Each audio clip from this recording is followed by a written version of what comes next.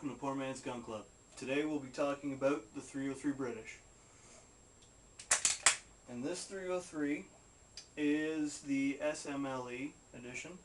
It is the GRI, so it was made in Ishapur, British India. Yeah, it's whenever the British were still had an Indian colony. Yeah. And it is a #1 Mark III, and the date is 1945. And as you can see, it's got a pretty smooth bolt on it, and it's got the elevated sights up in the front there. And it's just a cheap Tasco scope that's on it, but it works very well. And the rounds that I'm using, or well, not really using, but that I have on here are the DA rounds, and it looks like 1942, and they're armor piercing. They were the military rounds used, and the DA, and then the little, can you hold that while I bring that up to the camera? The DA and then this little symbol here, if you look that up, that means that they were made in, I believe it's Montreal, Quebec, is where the rounds were made. And this gun, in its prime, can shoot effectively. The effective firing range on it is 550 yards, but the maximum firing range is 3,000 yards. And it's got a very smooth bolt, and I don't have the magazine on me. I think it's in my coat. Not there. Not there. Not there. Where the hell did you put your bag? I don't know. I think it's, yeah, okay, it's on the workbench out there. Ah. But okay, it's got a 10-round magazine and one in the chamber.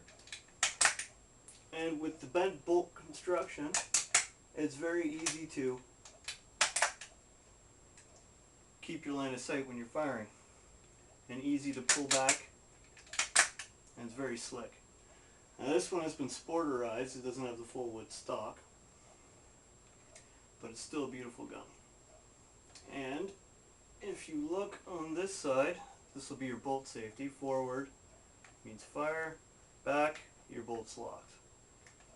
But one of the best ways that I find, especially when you're hunting, is after you, or when you're about to chamber a round, just pull the trigger in and do that, and then pull this out just halfway,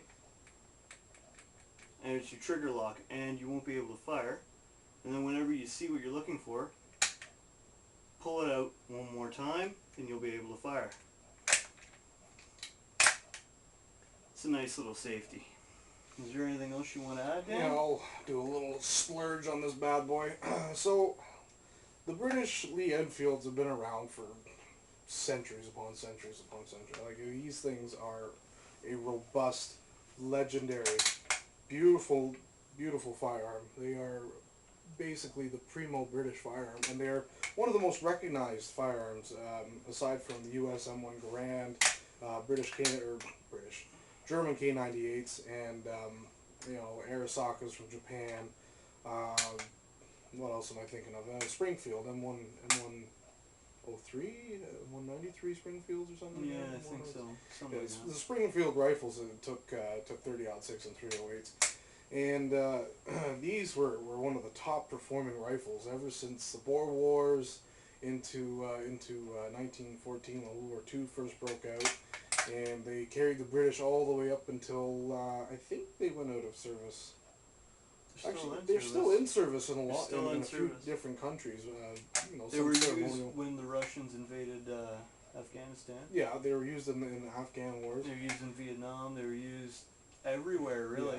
Yeah. I'm pretty sure the British actually still use these. Not that model itself. No, but they used some in the Korean War as well. So a couple of platoons or detachments went to the Korean. Yeah, and you gotta admit that that's a really good track record, starting out in 1895 and going all the way to the present, with different model variations and whatnot. So far there's been 17 million made. 17 Lee Enfields made.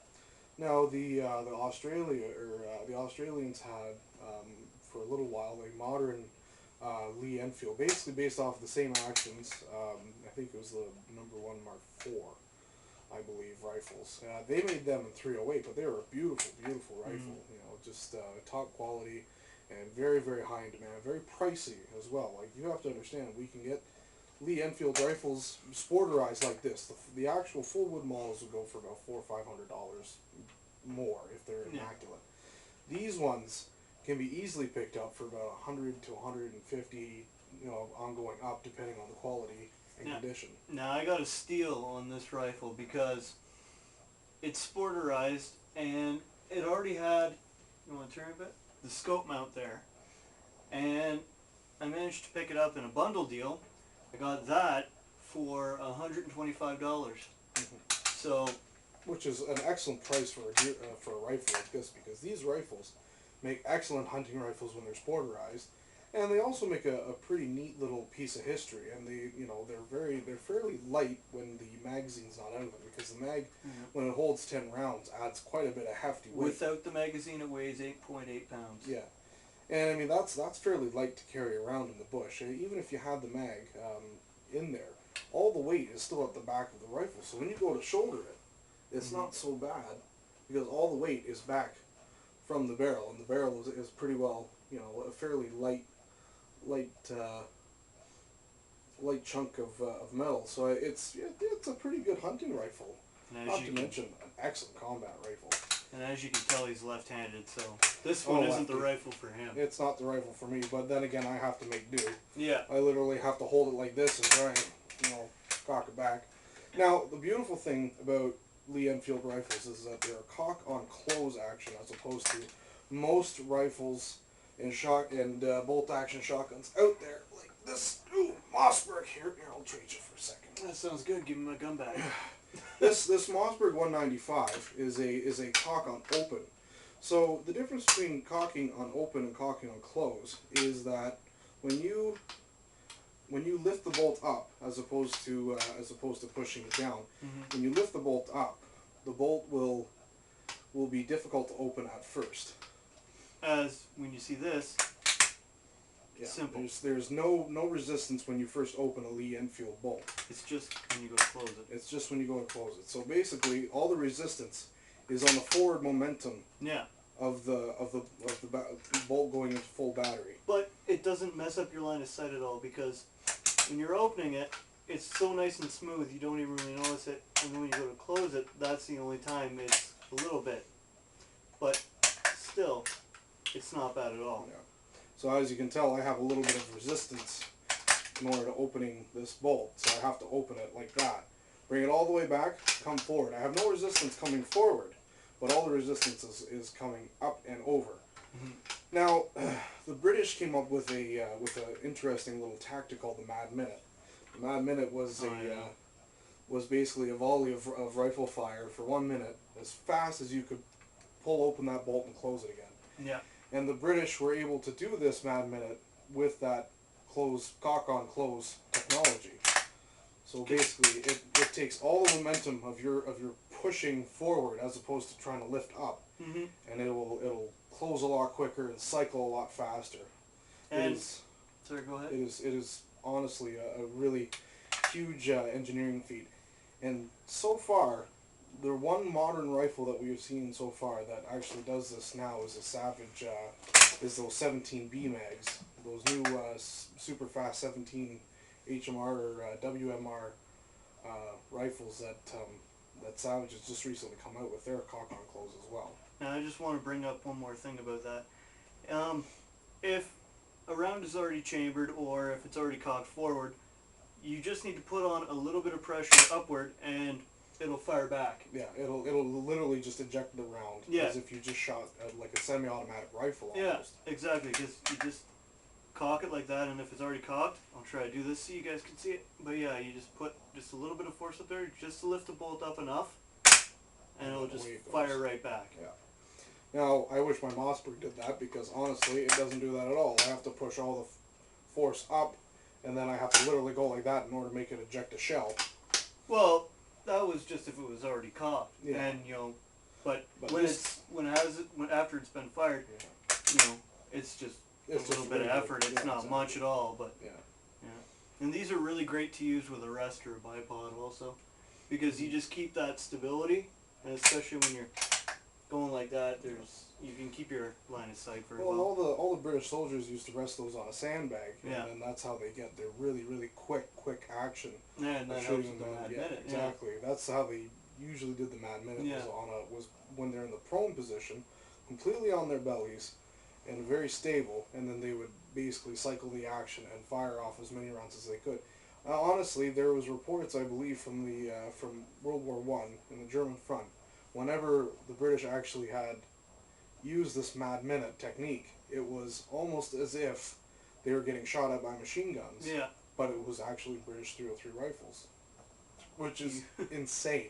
It's extremely high fire rate, especially coming from a bolt action gun. And I mean, this thing would never be able to do that. I'd be struggling like crazy trying to do this. Use what you got. Yeah.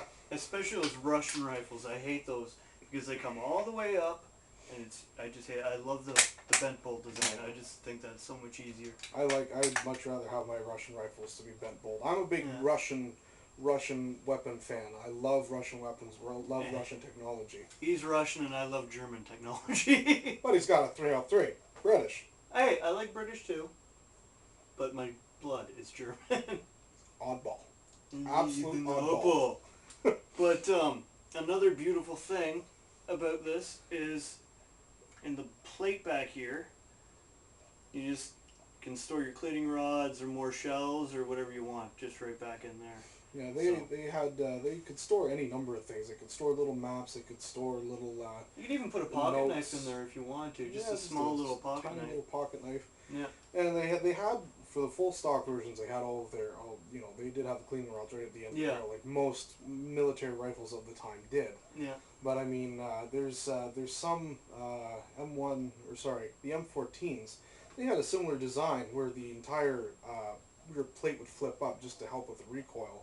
This was in the Vietnam days. Mm-hmm. But underneath that, there was also a little plate just like this one where you could flip it open. Try and see a little bit better. And it would have your entire cleaning utensils inside of that. And the SKSs had the Russian SKS from 1950s had a little push-in sort of contraption where basically it was almost like a spring-loaded contraption. As soon as you push in that little tab, the whole cleaning kit assembly would just pop right out of there, and you'd probably lose it on the battlefield, which is kind of a stupid idea, but you never know. Who knows what they were thinking at the time. But that is it for this week's video. We try to upload a video every, Saturday? Friday or Saturday? Saturday. So we try to upload a video every Friday or Saturday. If you like this video, please like and subscribe. It'll really help us. A lot, yeah. A lot. And if you have any comments of what you would like us to review next, or if you would like us to do artillery next, or tanks, please let us know. And please comment, like, and subscribe. I can't say subscribe today. I don't know why. Subscribe. Subscribe.